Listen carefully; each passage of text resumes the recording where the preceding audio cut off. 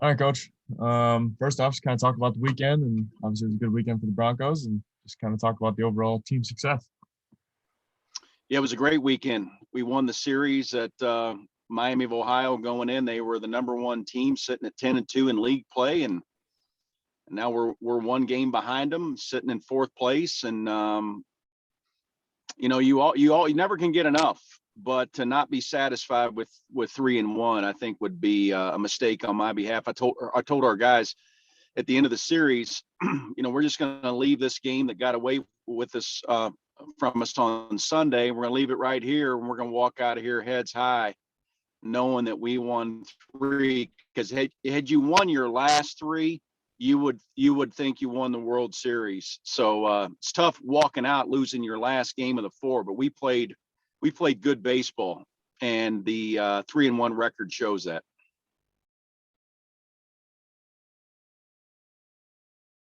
Coach, what were the significant points of the weekend that allowed you to win, do you think? 3 of the 4. Quality start from Brandon Peterson, quality start from Brady Miller, quality start from Easton Sikorsky. He was matched up against Sam Bachman, who's a projected first round pitcher. There was 25 scouts there. The kid was 99 to 101 miles an hour on his fastball, and Easton matched him strikeout for strikeout, kept us tight in the game. And we had some very timely hitting, Robin. You and I talked about hitting versus hitting when it matters. I mean, we just hit it all over the place in game 1 and really put it to them. And then in game 2 and 3, we really hit when it mattered. A game, the game where Swinehart was in a position to hit that big bomb in the 9th for us was set. He was set up by his teammate Sean O'Keefe, who had a critical 2-out RBI to keep us in the game and tie it up, and got a big pitching performance from Ryan Watt. It was just a great team weekend. So many people played such big roles. It's hard to even single one out. Someone we didn't see this weekend was Jack Heisman, currently leading the team in innings pitched, ERA under 3. What was the reason that he wasn't in the rotation this weekend? Yeah, good eye there, Colin. The story on Sunday, there was one story on Sunday's game, and that was that Jack Heisman didn't pitch. Jack's 11th in the league in ERA. He's strikeout for every inning. He's almost 4 strikeouts for every walk. He's had some lower back pain. He took himself out of the Akron series, and then unfortunately re-aggravated it in his recovery workout on Sunday morning, and he was day-to-day. And so Brady and Easton agreed to kind of bump up a day to give him an extra day. And he was kind of a start, Sunday game time decision. And Sunday morning, he just said that he couldn't get fully extended down the slope, and I just couldn't take a chance on injuring him. So we just spot started, and just too many free bases. We give a 9 spot in the first inning, and then we put some serious pressure on them. I thought we were actually going to come back, and to still put up 9 runs and make it respectful was good for our guys. But I think Jack will be back next weekend, and it's obvious that if he is, we're a whole nother level. But I would tell you, if Jack pitched, I would have liked to have seen what happened on Sunday. Coach, you went into the weekend against the first place Redhawks at the time, wanting to get a gauge on your team. So you played them, you beat them 3 out of 4. What kind of gauge did you get? Yeah, no, I did. I got a gauge of this, Robin. When you look at the stat sheets on the MAC website, one, we're behind. We didn't play opening weekend. We didn't play the third weekend because of a potential COVID scare. So we're behind in the number of at-bats and innings pitched and all that. So our guys are not lighting up the doubles and home runs because it's not per game, it's total. But what I have gauged is that we find multiple ways to win. I have found that we can snatch victory from a team in many different ways, like we did with Josh Swinehart stepping up and hitting a home run into the night on game 3, and then Ryan Watt going out and closing that deal. We can figure out how to beat the first place team 13-0. We played good defense. We saw a little bit of a flash of Blake Dunn back in the lineup. He's still not ready. We saw a flash of Logan Hudson back on Sunday. You saw Ethan Hadukovich get the first base hit off of Sam Bachman. It was a 100-mile-an-hour fastball, so it kind of broke up the, is this guy going to no-hit us? I feel like we're surging, Robin. I feel like this is as dangerous as of a team that I've had, and it's the fight, man. Our guys fight. They compete. There's tremendous leadership, and we're playing well in all facets, pitching, defense, and offense, regardless if the game got away from us on Sunday.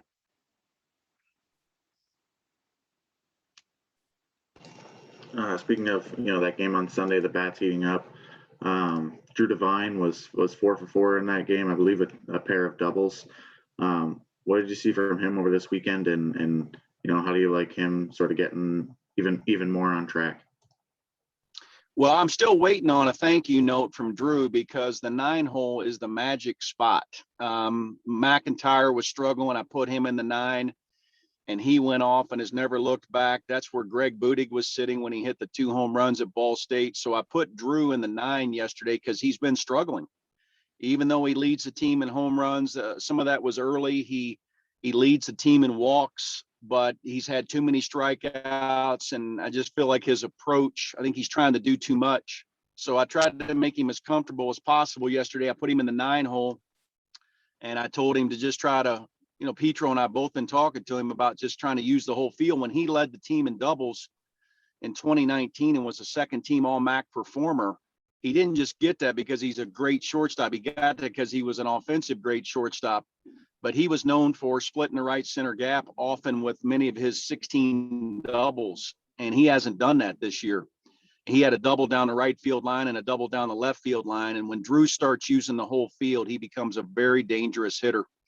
So I was glad, Colin, to see him kind of look more like the vintage Drew DeVine that we know. And, there's some balls leaving the yard, and we've got some power on our team. Connor Sharping hit a home run in the doubleheader that shattered the Pepsi sign on top of their scoreboard. And it was an amazing home run. It was similar to the ball that Sean hit at Ball State over the hitter's eye.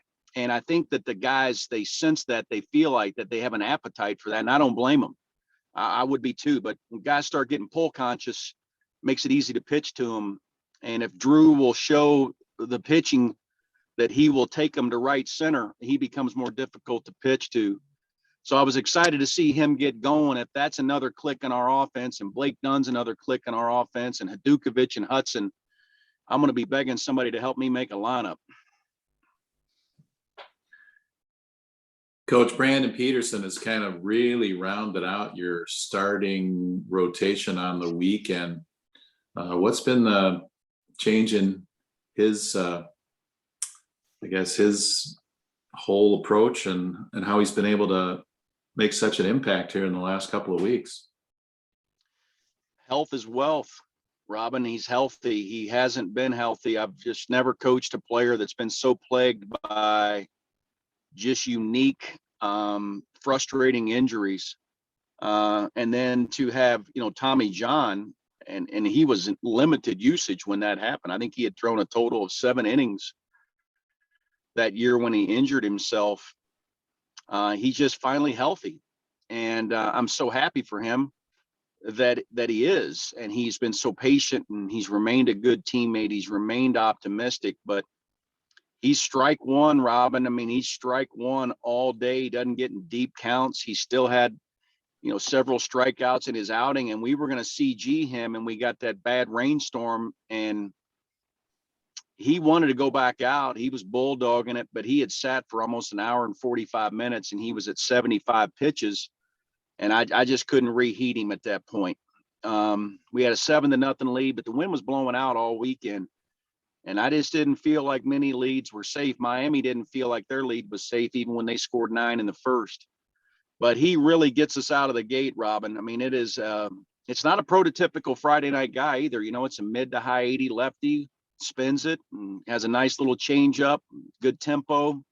and he pounds the strike zone, keeps the defense engaged, and it really sets our rotation up extremely well with Miller and Heisman and Sikorsky behind that. Well, you play non-conference this weekend. You play SIUEdwardsville out of the Ohio Valley Conference. They have a winning record. Looks like they're having a pretty good season. They won 2 out of 3 over Tennessee Martin this weekend. Yeah, they've got a solid club. I've obviously just kind of been keeping an eye on them from a distance. We've made an agreement with them that they're coming here to fill our bye weekend, and we'll go back there next year as part of our spring break. They'll be a solid team, just like everybody we play. They do have statistically, they're solid across the board. Their RPI is a little bit higher than ours, even though ours jumped 65 points this past weekend. I think it'll be a really good non-conference weekend, Robin, to continue to get Blake Dunn some action, to continue to nurse along Logan Hudson, whose hamstring is really close to being 100%. Just to get Ethan Hadukovic to continue to get some live at bats. And, we won't have to stress our starters. We're going to try to win every game, but we don't have to push the ticket on pitch counts and things like that in order to make sure that we win. And I think it's almost a perfect matchup, and I like the way that the weather looks too. Another player who's seemingly kind of come out of nowhere this year, Will Morrison. Last year had just 7 hits in 15 games. Now he's leading your team in average, hitting 354 so far on the year. What do you like about his approach at the plate and what he's been able to provide for this offense? Will came in, Colin, as we thought he was going to be a superstar. He just struggled. He's a perfectionist. He's very hard on himself. He's a hard worker, and we just had to work on him, being able to flush bad performances and move on to the next at bat. And he has a tendency to pack his failure around with him. And I've tried to remind him that failure is an event and it's not a person, and that this game is riddled with failure, and you've got to cut it loose and move forward. And he's matured in that way as a competitor. He's become a much more mature competitor. And he's a difficult out. He's got tremendous bat speed. He plays hard. He plays with intensity. He's very skilled. He's very athletic. He's also had some injuries too, Colin, with an ACL and a knee and an ankle and some different things. And he's finally healthy. I don't know if any of you saw it on video, but he made an incredible catch in the 9th inning just to show that it was the bottom of the 8th. We just never quit playing. And there was a ball smoked into the left center gap, and he was playing center field and made a diving catch into the fence to end the inning. So he's a plus defender. If Dunn's not in center, he gives us a legit center field option. He gives us legit right field. We got Sharping that can play center field, but I'm really excited where we're not surprised at the performance.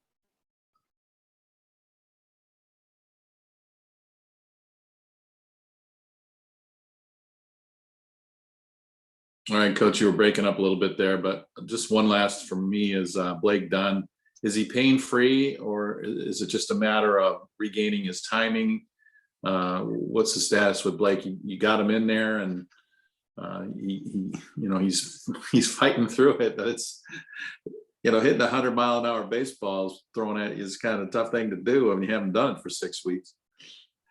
Yeah, and Robin, we specifically didn't hit him in that game. Friday, it's not that their first guy was not any good. It just wasn't threatening velocity. It was more of a, 90, low 90. Prior to going, Blake had hit in BP. We had sped the jugs machines up to about 90 in the cage and just let him get 7 to 10 swings. We simulated some live at bats for him where he just stood in and tracked pitches off of our pitchers live, didn't swing. And he was a game time decision on Friday. I asked him to take batting practice and give me just a report. It's a pain tolerance thing for him. And some of the recovery part of the hamate is some stiffness in the wrist and some fatigue in the wrist. So I just said, hey, keep me posted. He said, I want to go. And so I said, okay, and I said, just keep an eye on each at bat. I put him in the 9 hole. He had some really good swings. He struck out 3 times. And I mean, the poor guy hadn't seen a live pitch, and they're burning sliders on him in the 9 hole. I mean, you can't hide him. They know where he is. So he was getting pitched hard. And then we had that long delay, and it was damp, and it was getting cooler. And he said that his wrist was getting a little bit stiff. So I just elected to take him out and use him in a defensive situation. And then I used him in defense in game 3 when Swinehart hit the big bomb in the 9th. Blake was due up next, and had Josh not hit that home run, I was going to pinch hit for Blake. But since Josh did hit it and we were up 3-2, I just told Blake to go up and try to drag or push bunt through the entire at bat, which he did. He got a bunt down the first baseline. It trickled foul. But I wanted to keep him in the defense situation there with a 3-2 lead to keep chirping behind the plate. But Robin, he'll hit live off of our guys probably tomorrow and Wednesday. And I'll probably play him this Friday, rest him Saturday, and then play him Sunday. And just keep bringing him along like that, hoping that he's close to 100% in the lineup versus Bowling Green the following weekend. All right. Any more questions for Coach? All right, Coach. Let's go get him this weekend. Yeah, guys, thank you. I'll be in touch on format and everything. And the weather looks like it should be pretty straight up. Love that. So. Yeah, my bet since you had the 11 o'clock recap, I'm sorry about that one, bud. Yeah, it's all good. It's all good. So, yeah. Thanks, Coach. Okay, guys.